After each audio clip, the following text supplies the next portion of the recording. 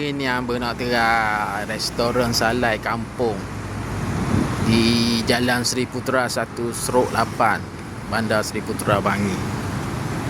Tengah hari ni kita nak terang sekali salai kampung ni. Dia bersebelahan dengan EasyCare. EasyCare dia dah tutup. Tak jauh daripada exit tol Bandar Seri Putera. Ini surrounding dia.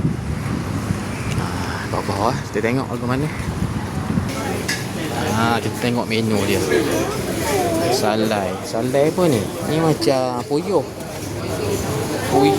keli, gemi. Lepas tu ada sup.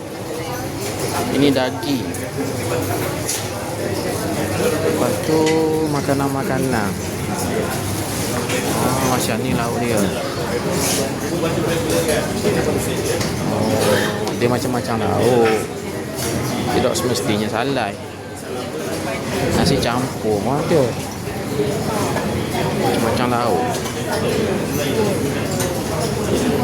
Masakan kampung lah. Semua sekali ada.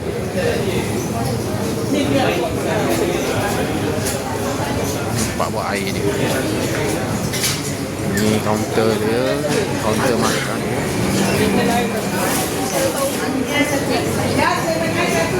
Tempat masak dia.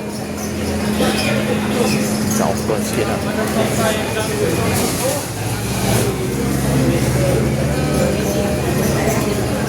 Ni suasana dalam kedai. Suasana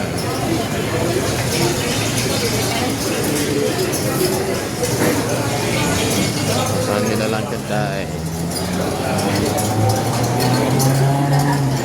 Nasi ayam pun ada.